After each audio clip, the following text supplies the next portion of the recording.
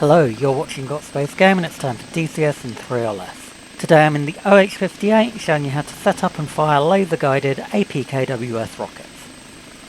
As always, useful control bindings will be on screen at the end of the video. Master arm on. Weapon select up to access the weapon settings. Go to the weapon setup and rocket types by zone. Click on the zones and enter Type 6 for APKWS. You do it for both rocket zones. Now let's set up the fusing and ranging. Fuse S for super quick. Range L for laser. That should reflect in the bottom part of the display. Bring up the rocket display with weapon select left or right and select TV video. Now we jump to the co-pilot side and arm the laser. Bring up the MMS display, select the laser code, usually code A, and check that the MMS is in forward mode. Press the manual and slave button and then you can slew the sights. The open chevron shows the direction to your waypoint. The closed triangle shows the direction that your MMS is pointing. The pipper shows the rocket's aim point relative to the steering cross. Bring them close together for a good shot. Find a target and press point track on to get a lock. Hold fire laser for a second to get the range to the target. At this kind of range and height we should get a hit.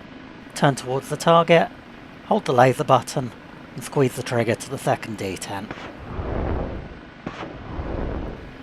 Keep the fire laser button pressed until the weapon's hit.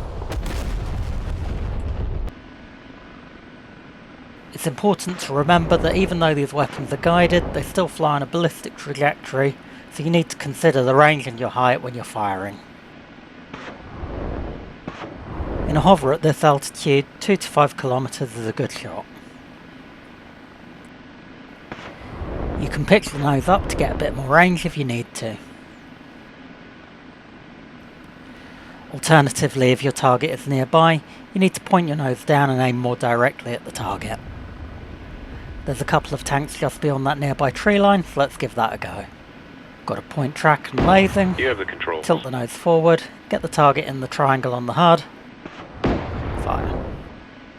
Normally the point track will drop when you score a hit, but it doesn't always. If that happens, just press the manual slave button to release the track. Kinda tricky to get the lock while flying manually. That should see to the last tank. There's no ammo count on any of the displays, so you just have to look over at the pods under the wings to see how many you've got left. I've been Dan, you've been watching DCS in 3 or less from Got Space Game.